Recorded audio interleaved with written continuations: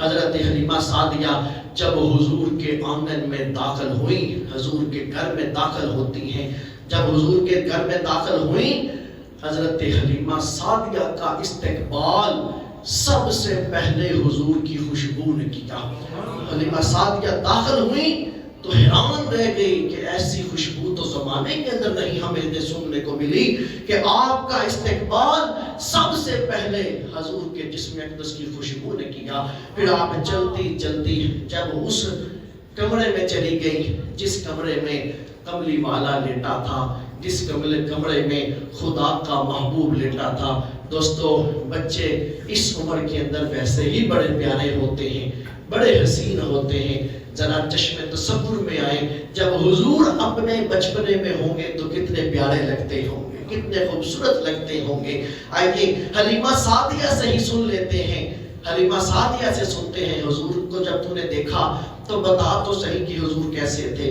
تو سیدہ حلیمہ سعدیہ کہتی ہیں کہ جب میں نے اس کمرے میں گئی تو میں نے دیکھا کہ حضور علیہ السلام جس بستر پہ آرام کر رہے ہیں، سفید دودھ جیسا سفید وہ بستر ہے اور روئی کا وہ بستر ہے، اس بستر کے اوپر آپ آرام فرما رہے ہیں اور حضور سبز رنگ کی ریشمی چادر کے اندر، حضرت حلیمہ سعدیہ کہتے ہیں کہ سفید رنگ کا روئی کا بستر ہے اور حضور ریشمی سبز رنگ کی چادر کے اندر لپٹے ہوئے ہیں۔ فرمایا کہ جس وقت میں حضور کے سامنے ہوئی تو میں حضور کے چہرے انور سے جب میں نے پردہ ہٹایا تو میں دیکھ کے حیران رہ گئی، اتنا حسین و جمیل۔ اور پھر اگر میں اعظم چشتی کی زبان کے اندر بتاؤں تو اعظم چشتی نے کہا تھا، سمجھا نہیں ہنوز میرا عشق بے سوال، تو کائنات حسن ہے یا حسن کائنات، کہ تو کائنات حسن کی پوری کائنات ہے یا سارا حسن سمیٹ کے اللہ نے تیرے اندر رکھ دیا ہے، کہ سمجھا نہیں ہنوز میرا عشق بے سوال، تو کائنات حسن ہے یا حسن کائنات، کہ جگہ جگہ خدا کے حسن کے جلوے بکھرے پڑے ہیں۔ پوچھو مولا ان سارے حسن کے جلووں کو، کہیں دریاؤں کی خوبصورتیاں، کہیں پہاڑوں کی خوبصورتیاں، کہیں سمندروں کی جولانیاں ہیں، کہیں آسمانوں کی وسعتیں ہیں، خدا کی بنی ایک ایک شے حسین ہے۔ مولا ان سارے حسن کے جلووں کو اکٹھا دیکھنا ہو تو کہاں دیکھیں؟ تو خالق کائنات بھی فرماتا ہے ان حسن کے سارے جلووں کو ایک ہی جھلک میں دیکھنا ہے تو آؤ میرے مصطفیٰ کے حسن کو دیکھو۔ کائنات کی جہاں جہاں میں نے حسن کے جلوے بکھیرے ہیں، سارے اکٹھے کر کے میں نے اپنے محبوب میں رکھ دیے ہیں۔ سامعین محترم، حضرت حلیمہ سعدیہ کہنے لگی کہ ریشمی رنگ کا کپڑا ہے جس کے اوپر حضور آرام فرما رہے تھے، حضور کی آنکھیں، حضور کے بال نہ گنگریالے تھے اور نہ حضور کے بال بالکل سیدھے تھے۔ اور دوستو، حضرت حلیمہ سعدیہ وضاحت کرتی ہیں آپ، اور پھر مانگ نکلی ہے، اور دوستو اسی مانگ کی اعلیٰ حضرت نے کیسی تشبیہ کی۔ آپ فرماتے ہیں لیلۃ القدر میں مطلع فجر کی حق، مانگ کی استقامت پہ لاکھوں سلام۔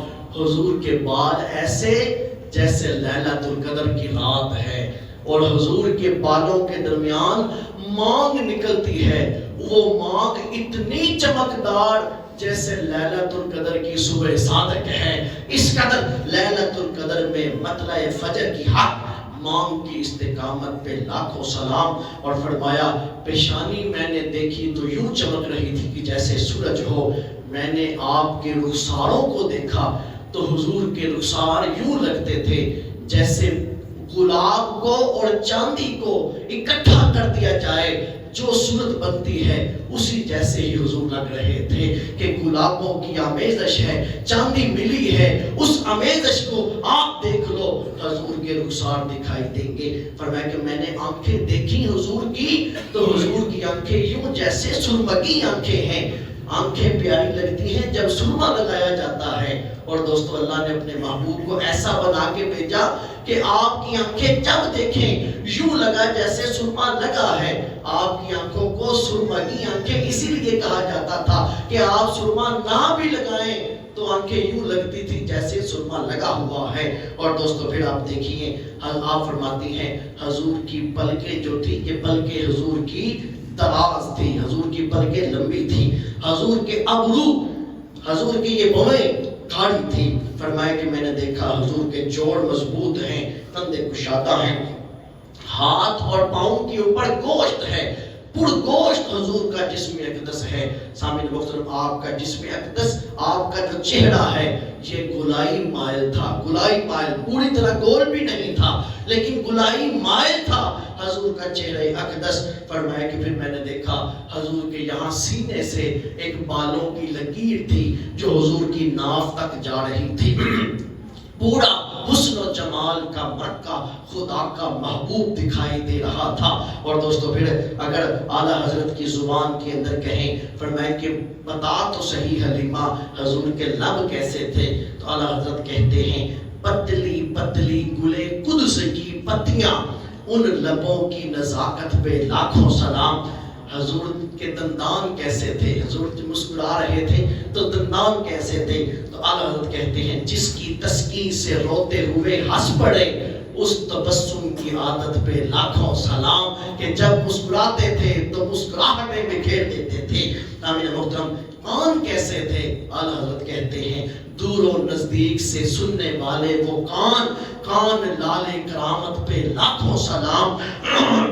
اعلیٰ حضرت کیا حسین. اور پھر اگر بات کریں حضرت حسان بن ثابت کی تو گفتگو ختم کرتے ہیں. حضرت حسان بن ثابت نے کہا اور کیا حسین کہا, یا آپ کہنے لگے حضور کی بارگاہ کے اندر نعت لکھی اور اس نعت کو آپ آخر پہ کہتے ہیں خلقتا مبرعا من کل عیب کأنک قد خلقت کما تشاء. اے محبوب کیا آپ کی تعریف کروں, آپ کے رب نے تو آپ کو ایسا بنایا ہے جیسے آپ کی مرضی تھی, اس سے آگے کیا تعریف کرے جیسے آپ کی. اور کسی نے کہا تھا یا صاحب الجمال و یا سید البشر من وجهك المنیر لقد نور القمر لا يمكن ثنا کما کان حقه. بات از خدا بزرگ تو ہی قصہ مختصر بات ختم کرتے ہیں. خدا کے بعد کائنات کے اندر کوئی حسن و جمال کا پیکر دیکھنا ہے تو اس کے محبوب کو دیکھ لو کہ وہی تمہیں سب کچھ دکھائی دے گا.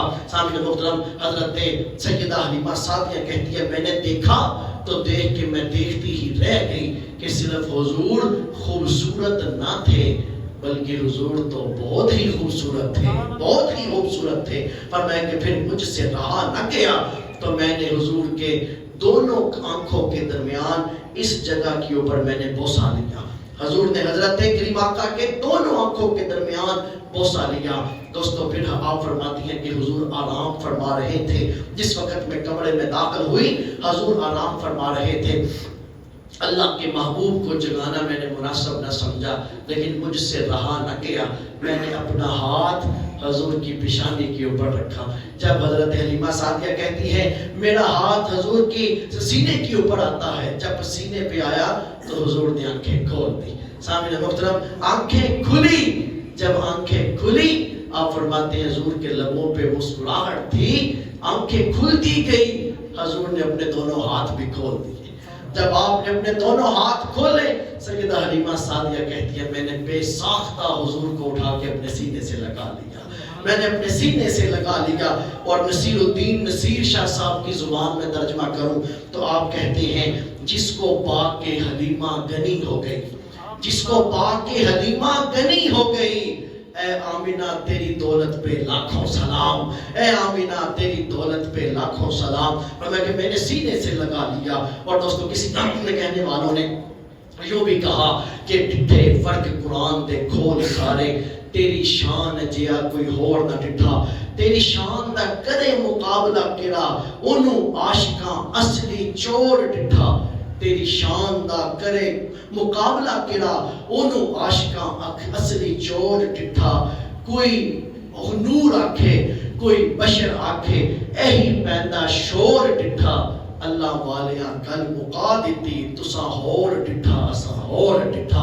اور پنجابی کے شاعر نے تو حد کر دی, کہا حسینہ جمیلہ دا رخ موڑ دیتا, محمد بنا کے قلم توڑ دیتا. قربان جاؤں حلیمہ سعدیہ کے بختوں کے اوپر آتی رہی خواتین, حضور کو دیکھتی رہی، لیکن سب چھوڑ کے چلی گئی۔ کسی نے بھی حضور کے کو نہ اٹھایا، کسی نے بھی نہ کیا، لیکن حضرت حلیمہ سعدیہ آئی سامنے، آنکھیں بھی کھلی اور بازو بھی کھلے۔ اور جب بچہ بازو کھولتا ہے تو باپ کتنی شفقتوں سے، ماں کتنی شفقتوں سے اٹھاتی ہے۔ جب حضور نے بازو کھولے ہوں گے، حلیمہ کا دل کیسے تڑپا ہوگا اور کیسے سینے سے لگایا ہوگا۔ میں کہتا ہوں حلیمہ نے کیا حضور کو پسند کرنا تھا؟ حلیمہ تیرے بختوں کے اوپر 100 بار میں قربان جاؤں، تو نے کیا پسند کرنا تھا؟ تجھے میرے محبوب نہیں پسند کر لیا، تجھے میرے محبوب نہیں پسند کر لیا تھا۔ اے حلیمہ تیرے بختوں کے اوپر قربان جائیں۔ اور دوستو حلیمہ سعدیہ اپنے سینے سے لگا کے پھر آپ اپنے قبیلے کی طرف چلتی ہیں۔ یہیں سے ہی حلیمہ سعدیہ دیکھنے لگ گئی کہ ہم نے جو بچہ اٹھا کے سینے سے لگایا ہے یہ کوئی عام بچہ نہیں ہے، سر تا بقدم یہ برکتیں ہی برکتیں ہیں۔ اور لوگوں کیا کیا حلیمہ سعدیہ نے پھر حضور کی برکتیں دیکھی، اس کو اگلے